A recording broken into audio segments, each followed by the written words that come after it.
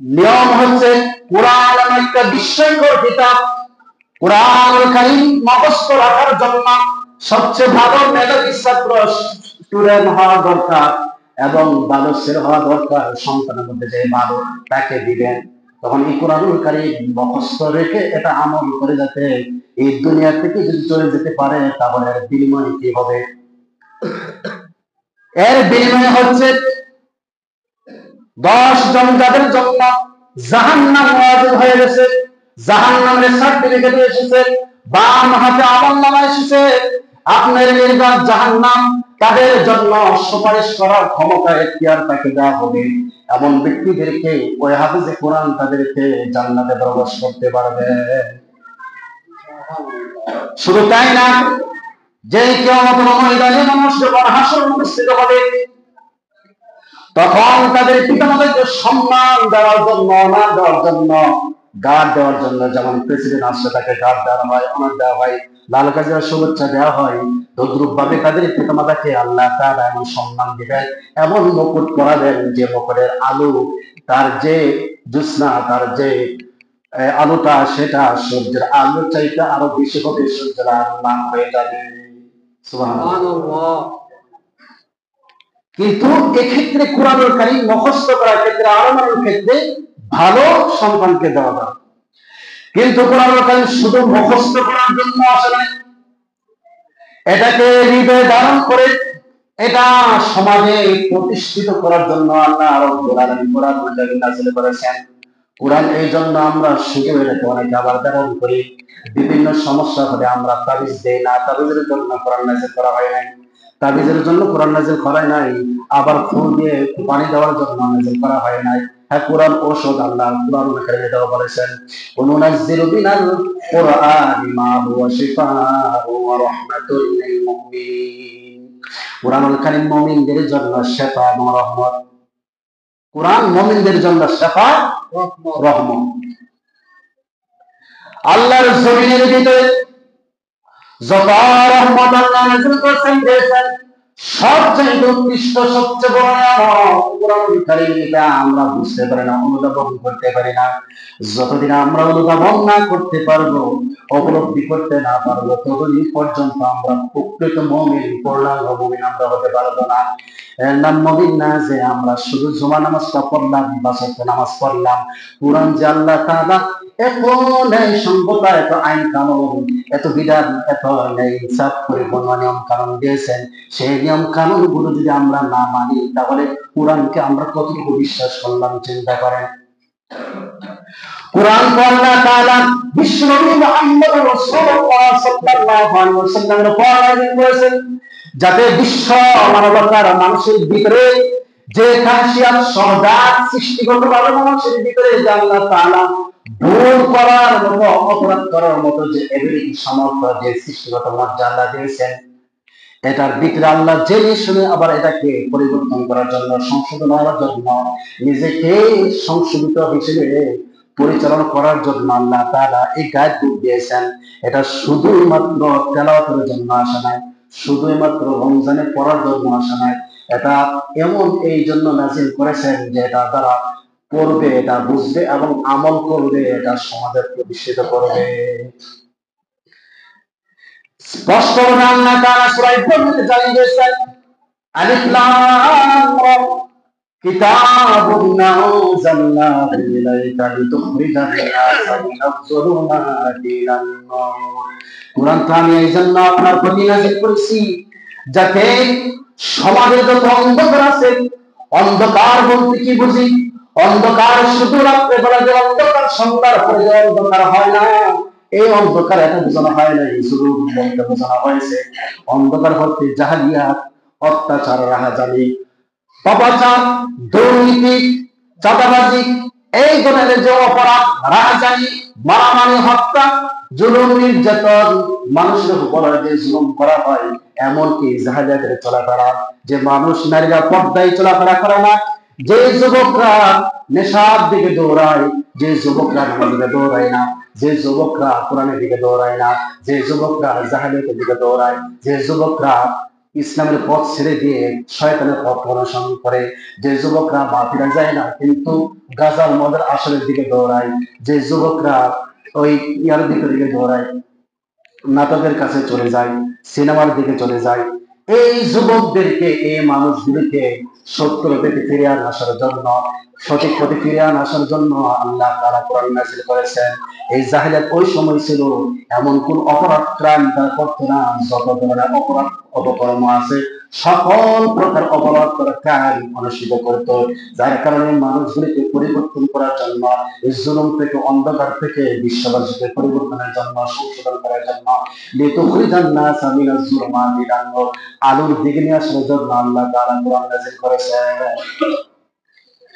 আরেক আয়াতে সূরা মাইদার মধ্যে আল্লাহ বলেন, "ক্বাদ জাআকুম মিনাল্লাহ নূরুন ওয়া কিতাবুম মুবিন।" আপনার রবের পক্ষ থেকে যা এসেছে দুইটা জিনিস, এক হচ্ছে বিশ্বনবী মুহাম্মদ রাসূলুল্লাহ সাল্লাল্লাহু আলাইহি ওয়াসাল্লাম, দ্বিতীয় হচ্ছে কোরআনুল কারীম। এই কোরআন আর বিশ্বনবী ওতপ্রোতভাবে জড়িত।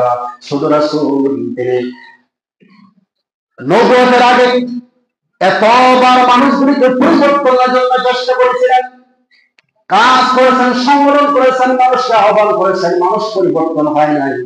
কিন্তু কোরআনুল কারীম দিয়ে ওই মানুষগুলিকে, সমাজগুলিকে তিনি পরিবর্তন করেছিলেন। আজকে যদি আমরা এই উদ্যোগ নেই, এই কাজ হাতে নেই, এই প্রকল্প হাতে নেই, অবশ্যই সমাজ পরিবর্তন হবে। বলেন যে আমরা মুসলমান, অনেকে নামাজ পড়ে, নামাজ পড়ে আবার ক্ষেতের আইন কাটে, নামাজ পড়ে আবার অন্যের জমি নষ্ট করে, নামাজ পড়ে আবার গিয়ে মানুষের দুষ্কৃতি আলোচনা করে, নামাজ পড়ে আবার আরেকজন মানুষ বাড়ি দেয়, নামাজ পড়ে আবার মানুষের সাথে ঠকায়, প্রতারণা করে, ওজনে কম দেয়, মানুষের উপর জুলুম করে। এগুলো কেন করে? এগুলো দুর্বৃত্ত করার জন্য আল্লাহ তাআলা কোরআনুল কারীম নাযিল করেছেন, ওয়া তাম্মাত কালিমাতু রাব্বিকা সিদকাও ওয়া আদলা। এই আদল নেই প্রতিষ্ঠিত করার জন্য কোরআনুল কারীমের দিকে ফিরে আসতে হবে। এখন কোরআনুল কারীম কিভাবে ফিরে আসতে হবে?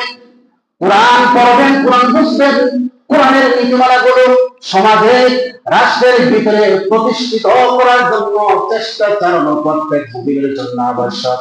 এর থেকে একটু পরিমাণ কোনো মুমিন কাজ থেকে বিচ্যুত হতে পারে না।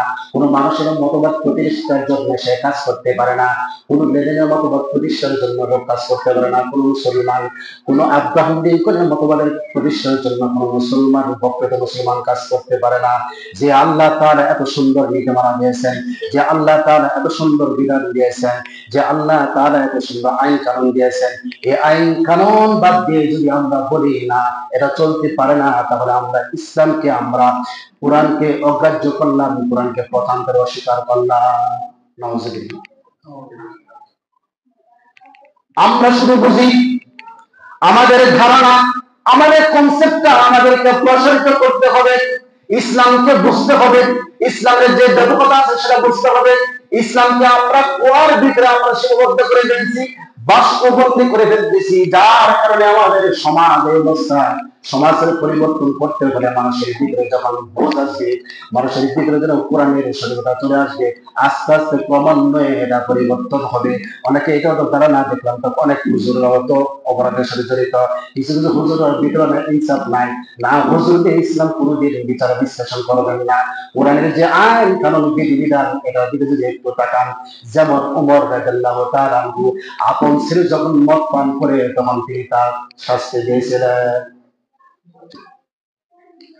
শুধু তাই না, বিশ্বনবী মুহাম্মদ রাসূলুল্লাহ সাল্লাল্লাহু আলাইহি ওয়াসাল্লাম যে বিচার করেছিলেন, ইহুদির পক্ষে রায় দিয়েছিলেন।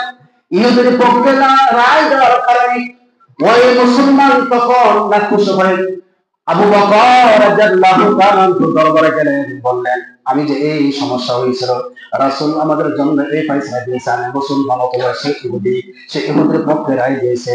তখন আবু বকর রাদিয়াল্লাহু তাআলা বললেন যে জায়গায় রাসূল রায় দিয়েছে এর চাইতে আমি কোনো রায় দিতে পারবো না। তখন সে চলে গেল ওমর রাদিয়াল্লাহু তাআলার কাছে। ওমর রাদিয়াল্লাহু তাআলার কাছে যখন সেই কথা বললো, বলার পর তিনি বুঝতে পারলেন, তখন বলল তুমি একটু দাঁড়াও, আমি ভিতর থেকে ঘরের ভিতর থেকে আসি। ঘরের ভিতর থেকে তিনি তলোয়ারটা নিয়ে আসে বললেন, যে ব্যক্তি বিশ্বনবী মুহাম্মদ রাসূলুল্লাহ সাল্লাল্লাহু আলাইহি ওয়াসাল্লামের রায় মানতে পারে না, সে তো কোনোদিন প্রকৃত মুসলমান হতে পারে না।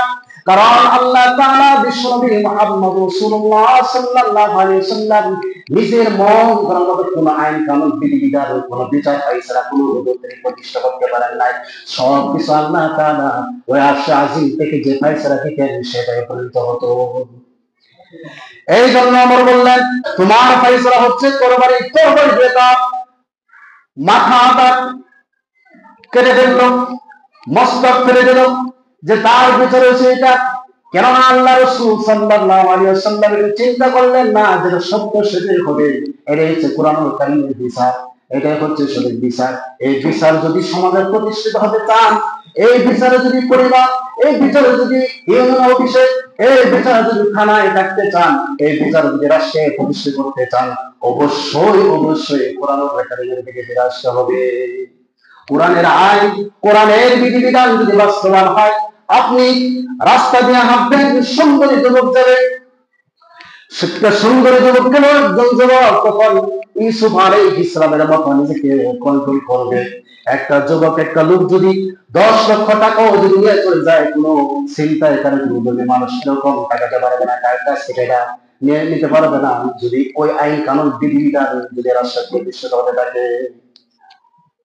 এই সমাজ যদি নিয়ে আসতে হয়, এই স্বর্গরাজ্য যদি পরিণত করতে চান, এই সমাজ যদি সেভাবে গঠন করতে চান, কিন্তু এই কোরআনুল কারীমকে বুঝতে হবে, কোরআনুল কারীমকে ধারণ করতে হবে, কোরআনের আইন কানুন বিধিবিধান বাস্তবায়নের জন্য কাজ করতে হবে, তাহলে সম্ভব। আবার এটাও মানুষের উপর ধারণা যে হ্যাঁ হুজুররা কি করবো, আলেমরা এসে কি করবো, এই দেশে মক্কা শরীফের ইমাম সাহেব আসলে ঘুরে ঘুরে কি করবো। একবার মক্কা শরীফের ইমাম সাহেব বসায় দেখায় কি হয় না, পরিবর্তন হয় কিনা সমাজ, রাষ্ট্র পরিবর্তন, অটোমেটিক উন্নতি হবে, সমাজ উন্নতি হবে, মানুষের পরিবর্তন হবে। কেননা রাষ্ট্রের প্রধান দায়িত্ব হচ্ছে সৎ কাজের আদেশ, অসৎ কাজের নিষেধ করা। এটা হয় না। আল্লাযীনা মাক্কান্নাহুম ফিল আরদি ওয়া কামুস সালাতা ওয়া আতাবুজ যাকাতা ওয়া আমারু বিল মা'রুফ ওয়া নাহাউ আনিল মুনকার। যে ক্ষমতায় যায়, যে রাষ্ট্র ক্ষমতায় অধিষ্ঠিত হোক, তার কাজ হচ্ছে, তার প্রধান দায়িত্ব হচ্ছে আল্লাযীনা মাক্কান্নাহুম ফিল আরদি ওয়া কামুস সালাত, জমিনের মধ্যে আল্লাহর আইন যেটা সালাত প্রতিষ্ঠা করবে, আকামুস সালাতা ওয়া আতাবুজ যাকাত, যাকাত প্রতিষ্ঠা করবে, ওয়া আমারু বিল মা'রুফ, এবং সৎ কাজের আদেশ দিবে, ওয়া নাহাউ আনিল মুনকার, এবং অসৎ কাজ থেকে মানুষকে বারণ করবে। তো অসৎ কাজ যদি বর্ধিত হয়, সৎ কাজ যদি মানুষ করে, অটোমেটিক সমাজ মানুষগুলি পরিবর্তন হবে। আসুন আমরা এই সৎ কাজের আদেশ মানুষগুলি করে নিজেও অসৎ থেকে আমরা কি বাঁচার চেষ্টা করি। এটা করতে হলে কোরআনুল কারীমকে পড়তে হবে, কোরআন বুঝতে হবে, এবং কোরআনের আইন কানুন বিধিবিধান করে যখন লব্ধ করব, বুঝতে পারবো, তাহলে অটোমেটিক মানুষের ভিতরে পরিবর্তন আসবে ইনশাআল্লাহ। আল্লাহ তাআলা আমাদেরকে তৌফিক দান